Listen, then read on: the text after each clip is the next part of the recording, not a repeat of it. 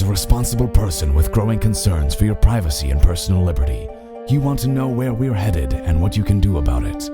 We ask the experts what you need to do to take prudent and responsible action to safeguard your family's wealth and well-being, and what basic first steps will help you to be aware and prepared. ReluctantPreppers.com.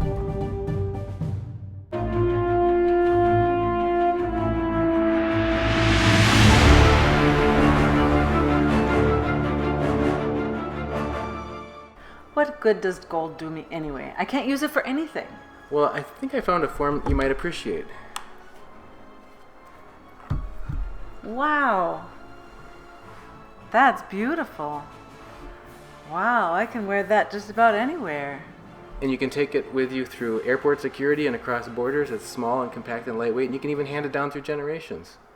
Your first ounce of silver is at spot price, and you get free shipping on any order over $99 at sdbullion.com/RP. Reluctant Preppers provides educational awareness and commentary only. Opinions expressed do not constitute personalized financial advice. Viewers are encouraged to do their own research and seek qualified personal financial consultation before making investment decisions. Welcome back, Reluctant Preppers. We have a returning guest today. Lior Gantz is the founder of wealthresearchgroup.com. He comments on the state of the markets, economies, and extraordinary investment opportunities, ways to layer your financial fortress. We wanted to have him back to talk about the breakout in gold above 1,400 this week, and also the breakout in cryptos, and another factor that's going to be playing into that most people are not talking about and you're not hearing elsewhere. Today is Tuesday, June 25th, 2019. Lior, thank you for joining us here again on Reluctant Preppers. Happy to be here. In the past, you've talked with us at some great length about various stages that people can take in layering their financial fortress to make sure that they have the bases covered first for protection, and then putting in solid sources of stable income, and then looking for growth and speculative opportunities as kind of like the last frosting on the cake. But if you could talk with us today about something rather extraordinary that's happened after a 6-year bear market in precious metals in the past week, and kick us off with that. Yeah, definitely. What's going on right now is incredible in all cash alternatives. So you're seeing Bitcoin since January already going from 3,200 to now 11,400 as we're doing this interview. And you're seeing gold bottom around September of 2018, but it's really taken off in the last 2-3 weeks, because the Fed has really changed everything that it's doing, all the framework. So in December, when the mini bear market happened, it told investors, look, we're not going to tighten anymore, but we're not going to loosen either. We're pausing. The first cut after a pause period has been historically phenomenal for gold, because what they're saying is, hey, we're embarking on a new stage of getting interest rates to negative territory or very low territory. And the thing is, with this time around, the Fed's fund rate at the end of a tightening cycle that took 3 years to tighten is only 225 to 250. So percent, right, on the Fed's fund rate. The normal rate cut period is about 5.5%. That takes us to about negative 3% officially on the Fed's fund rate if they go by the historical measures. In other words, what investors are pricing in right now is the fact that cash is dead. And therefore, even if gold does not yield anything, it is worth more than it did the day before. In other words, the price of gold and the price of Bitcoin, for example, the price of collectibles, the price of art, of land. Any land is not such a good example, but maybe non-producing land. The price of any real asset or digital asset or whatever else that doesn't produce a yield is solely determined by how much it's worth compared to other things. Because how can you value either an asset or an item that doesn't produce anything predictably? In other words, if you are buying a real estate property that has $1,000 a month in rent, you can say, hey, that is $12,000 a year on gross income. I want to pay 10 times that. Or you can measure how much you want to pay pertaining to the yield that you want to get. not so much with gold or Bitcoin or with a piece of art, with anything else that is a collectible, etc. Therefore, they're priced according to other stuff in the universe. If bonds are yielding very low returns, then is the risk of owning a government bond worth it? If not, then what are you doing with your cash? If your cash is yielding negative rates, in other words, if holding cash is a lose-lose proposition, should I own gold? Should I own Bitcoin, etc.? And that's what we're seeing right now with gold. I think that the price of it is gone up tremendously, about 16 to 17% since the September lows as we're doing this interview, and it's priced in the rate cut. The rate cut hasn't even happened, and it's already priced it in.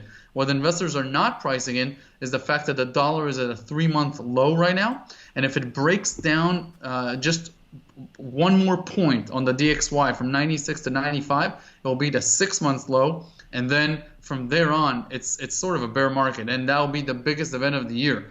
The dollar is what prices everything on the planet. It's the measuring stick for everything. If it goes into bear market, like Ray Dalio predicted it will, and said, look, between the next 4 to 5 to 6 years, it's going to go down between 20 to 25% on DXY, which means it's going to test the 2011 lows, the 70 on the DXY, which is very, very low. And you saw what happened with gold last time it did that, went to 1900.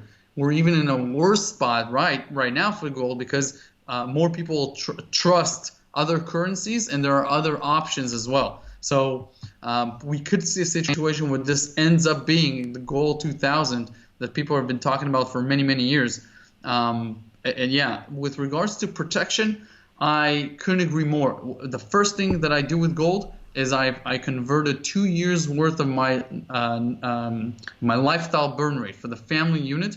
And I took that, multiplied the monthly burn rate for 24 months, which is the equivalent of a 2-year big recession or a depression, and converted it into physical gold. I did the same thing with cryptocurrencies, with Bitcoin. And on top of that, I can speculate on the price if I want to, as a side position. But this position, this is the sort of position that you want to hold as insurance and not trade in and out of. So I hope I kind of answered your question with that. Yeah, one clarification question on the burn rate that people, if they want to calculate how much, because this is a question that a lot of people ask, is how much gold, how much silver, whatever, and there's no one answer that fits all people, and we are not a financial advice channel. But just to clarify the thought process that you went through, when you look at your cash burn rate, you do not need to include. You get to reduce the amount of burn rate by taxes, right? Because if people are looking at their normal, for example, wage income, and they know what their gross is, but they pay a big portion of that in taxes. I take the net. Yeah, it's just how much you actually spend out for things that you need to live each month. Yes, exactly. So if for example, if all expenses are $5,000 a month, you multiply that by 24, that's $120,000. You take that, you convert it into physical gold. You either put it in one of the storages, the depositories in the States, Canada, and Singapore, in Switzerland. There are many depositories around the world that you can use. You can use your main residence. You can put some on you if you like to. I always carry a bit of silver on me, just a tiny bit. And then the rest is up to your choice. Another thing that I have in place is a duffel bag. So you have some cash rolled up in the major currencies, and obviously if you can do that, either another passport, which I have a second passport, another country that welcomes you, or studying a way of getting a second or another residency, a partial residency, or another country that's easy to get into in case of a problem in your own country. Not that North Americans should consider that as an imminent threat, but for people that are listening to this and are not in the United States or anything like that, that is something to really consider. Another question that came by as you were talking about the reasons that you see these inflows, cash inflows into gold right now, and you talked about it as basically just a money goes where it's treated well, and so if you're getting poor yields everywhere else, some's going to go there primarily, but alternatives to the dollar. What do you see? How much of that is just a efficiency play, just saying I'm going to go where I can get the best yield, versus how much is it as a safety play about systemic risk, or do you think we're not at that point yet? So I think two things are important. The clearance time with gold is 2 days, whereas the clearing time with stocks is usually 3 days if you're doing paper gold versus paper stock. So in case there's a margin call, you can liquidate your gold assets far easier and faster by a day than you would stock. So it's also traders are looking at this and saying, okay, if I have to park my cash somewhere and I want a fast clearance time, where would it be? And so gold is a great alternative. So that's part of it. I think no one's really understanding that this is a real bull market. In other words, people are thinking this is Iran or this is geopolitical. This is a trade. It's in and out. It's going to crash back down to whatever the new support is. So, and that's why you don't see it in the newspaper yet, and or anywhere else. It's not being talked about. It's if you open a newspaper, it's void of any mentions of gold, especially because silver is such a pathetic legger right now to gold with 95 to 1 on the ratio, depending on the day and time, etc. So I think once the Fed starts cutting, the ECB starts cutting, and the BOJ, the Bank of Japan, starts cutting, people will start to understand that this is the new price level for gold. Remember, gold only covers about 77% of the U.S. dollar supply right now. That's the lowest it's been in its history, only 7%. So if we go back to some sort of a not official gold standard, but behind the scenes, a shadow gold standard by the free markets, and it goes back to the 20%, then you're talking about 3 times today's price, which is about 3,900. If you're going to the 40%, the higher bracket of the gold standard, you're talking about 7,800. And if you want to cover the entire currency supply, as happened for a few weeks in 1980, you're talking about from here 14 times the currency. So that's about 18,200 for gold on just on the U.S. front. So it's very cheap, but like I said, it's relative to other alternatives. After 10 years of a bull market, stocks are not as attractive as they were in 2009. So when you start cutting rates today, it's not like there's going to be a flood into the stock market because the valuations are just not there to justify it as they were in 2009. When you can make 10% like a Swiss clockwork on Google every single year, why would you own gold as a hedge fund, right? You can own a piece of gold in a little location, but you're not going to load up on it. But if you're 10 years later, the S&P 500 is already fairly valued or overvalued, depending on the criteria that you're looking at, and you have gold covering only 7% of the ratio, and it's down about 40% from its all-time high nominally and not inflation adjusted, then that becomes more attractive. So that's what we're seeing right now, especially if the dollar goes into a bear market. If you go to wealthresearchtube.com/Fed and /Trump, we wrote a lot about this. But the main thing is that if you go to wealthresearchtube.com/take, you will see exactly why we think that Trump is gonna end up being like Nixon, like Richard Nixon 2.0, with regards to how much the gold price will spark during this next few years because of policies that the central banks are going to be pressurized to doing by the governments. Just like Nixon pressured the Fed in 1970, 1971, and when he didn't get what he wanted, he actually decoupled gold from the dollars. Now, Trump can't do that, but he can put a lot of political pressure on the Fed to peg the dollar to zero rates, which is what the euro and the yen have already done. So I think that's a very big theme that we're going to follow. You mentioned in passing there the gold-silver ratio. Could you zoom in on that a little bit closer and tell people why that's important to keep an eye on? Yeah, definitely. Silver is not a precious metal in point of fact anymore. It's an industrial metal, and it trades much more closely with the price of oil than it trades with political pressures or geopolitical environment, etc. Central banks do not buy it, and it is not as closely correlated with real interest rates as it used to be. In the past 15 years, it's just not been able to come anywhere close to the biblical, classical, either 1-to-1 or 12-to-1 or 16-to-1, etc. It's been fluctuating between 60-to-1 and 85-to-1 for over 30 years now. So, apart from the decade of the 70s, silver is a different animal than gold right now. Now, what can happen is if gold enters into a bull market, then silver becomes poor man's gold again, and then the ratio starts to close, because for most people, buying an ounce of gold is nearly impossible. I'm not talking about North Americans, but obviously with what we're hearing about people can't afford a $400 medical emergency in the United States, then even in the U.S., silver can become a very important asset to own.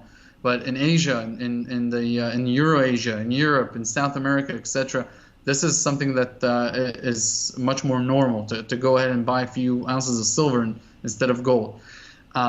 If we go into a recession, then silver's industrial role is going to play into an effect here. Now, let's put everything aside and just focus on a trade deal. If a trade deal happens, commodities will become much more valuable, because every country will look to be independent of other countries, and will look to secure their own sources, not from allies, but either from their own ground or from something that is very strategic and won't cost them a fortune, tariffs, etc.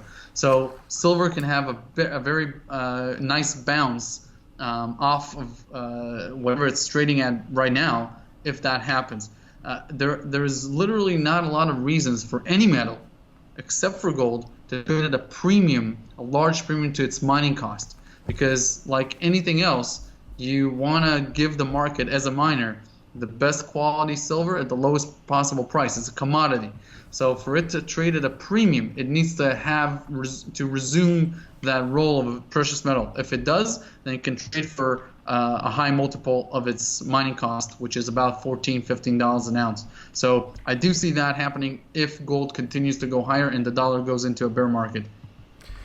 Just in passing, for those who have been watching our channel, a couple months ago we had a Silicon Valley author on Ann Bridges talking about strategic metals and minerals and rare earth elements, and why the U.S. needs to develop their own internal resources, because we're cripplingly dependent on in China in many cases, Russia and others, for those in some African nations where there's a lot of volatility.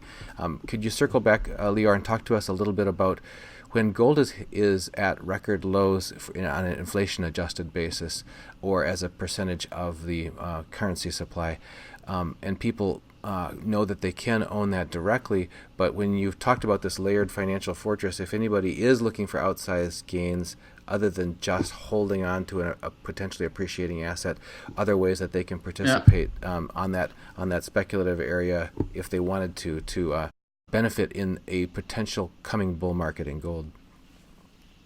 Yeah, definitely. Gold is a commodity, and it has derivative assets like mining shares or ETFs that are leveraged to the price of the commodity. Some of the easiest ones are to either own ETFs that are baskets of mining companies managed by professionals, such as the ones that Sprott Inc. Has to offer, or other ETFs. There's the 3 times ETFs, which is leverage. There's the junior ETFs, etc. So if you don't study particular companies and you don't mind, paying very low fees to companies that manage these baskets, that's one way to do it. The second way to do it is to actually own individual companies that you really study and you get involved with. So one thing that that you need to understand is the leverage part of it. So if you're a producer, if you mine gold, and gold is $1,400 today, and your cost to produce it is $1,000 an ounce, you're making $400 of every gold ounce that you produce. If the spot price, if gold goes from $1,400 to $1,540, a 10% increase, that is what you'll make on every ounce that you actually own in your possession. But let's talk about the miner. The miner used to make $400 for every ounce, and now it makes $540 for every ounce.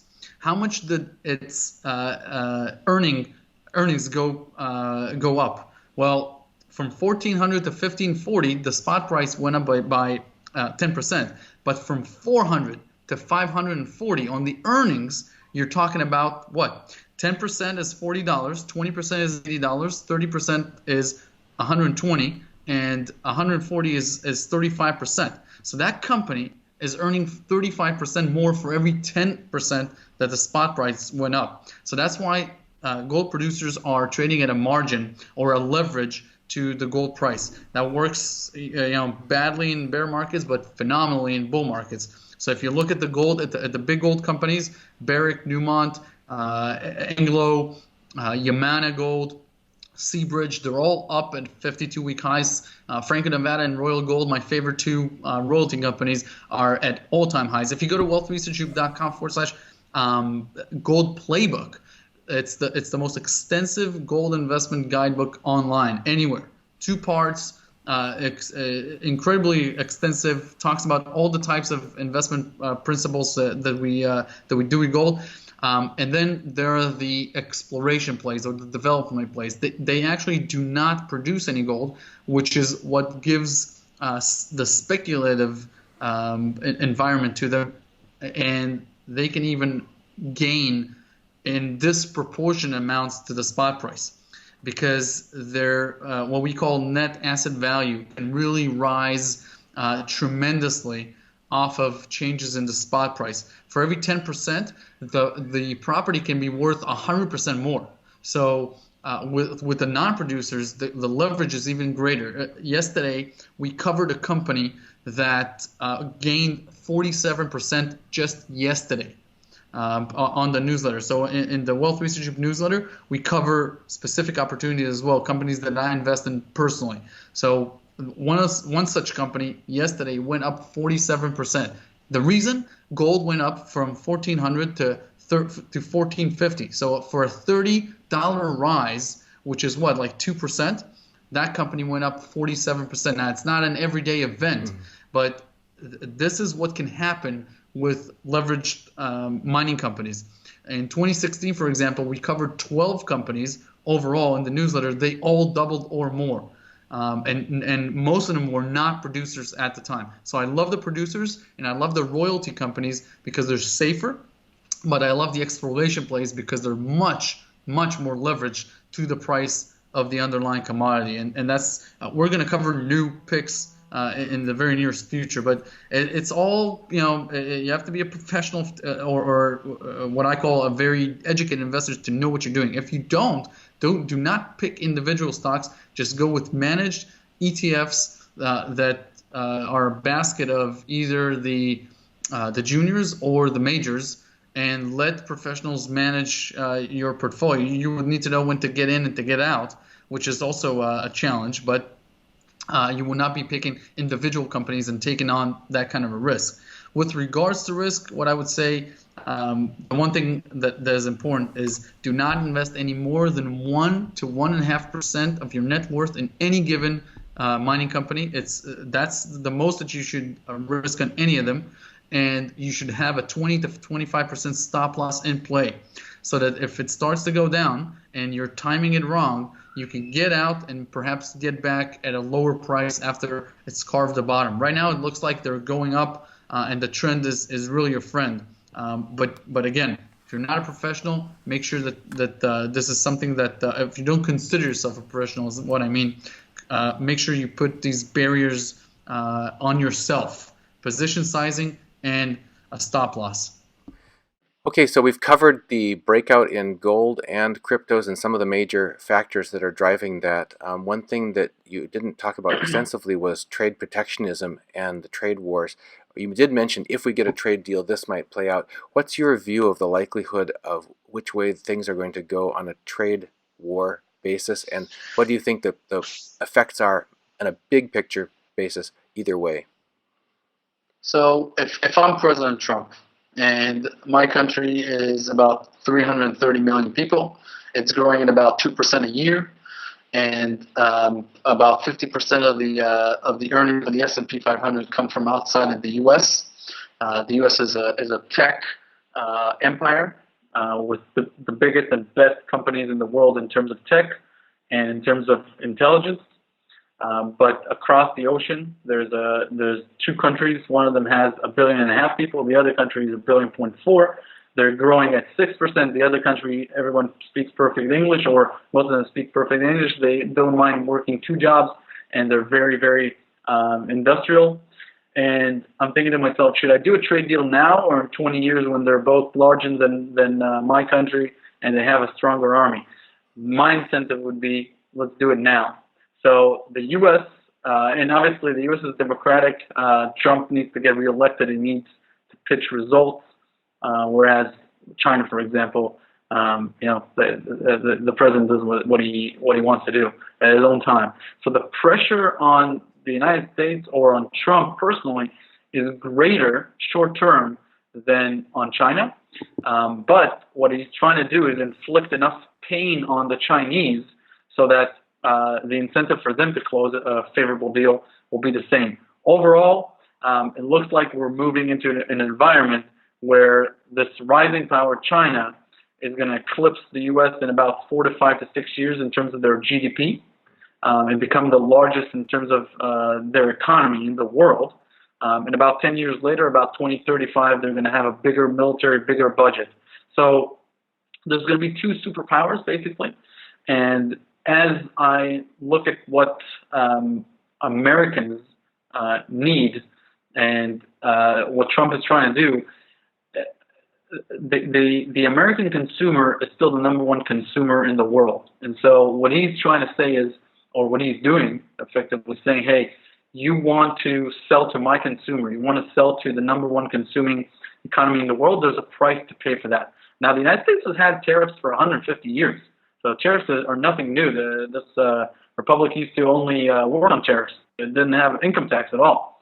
So you're not introducing any new idea, but you're introducing a new idea in the past 75 years, because after World War II, all of the nations tried to go into free trade or globalism, especially after the Berlin Wall fell. So you're introducing a new idea for the current time, but definitely not something that the market or industries, etc., have not handled before. We'll see what happens.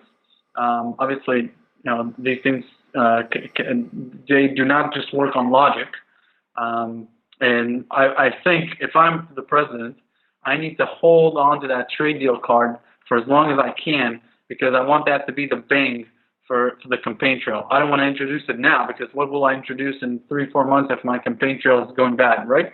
So I think that's something that we will definitely be hearing. Hey, it's progressing. And once he wants to nail the re-election, then he'll do the trade deal. Now, if it doesn't work, I think that Trump will have a very big problem getting re-elected. If the economy does not, that's the ticket, the economy. The rest of it, most people are either against him or don't trust him, and other things. If the economy goes well, he will get re-elected. If it doesn't, we will probably see a Democratic president, unless it's one of those coup jobs, and I don't think Americans will vote for that. We've been speaking with Lior Gantz. He is the founder of wealthresearchgroup.com. Lior, before we end, is there any final thoughts you want to leave with our viewers? Well, I'm always get asked where's the best place to go on the website and get all of our PDF reports. You can really straight on just go to the top menu, click special reports. It's all in there, or just browse immediately to it by going to wealthresearchgroup.com/top. And it's just a library of PDFs from over the years, everything from investment principles to cryptocurrencies to Trump to the Fed to gold, the trade deal, etc. And then obviously, if you want to be updated on the regular basis, just go to the site, subscribe to the free letter, and then you'll get our highest priority, top quality ideas to your inbox. Thank you, Lior, for joining us here again on Reluctant Preppers.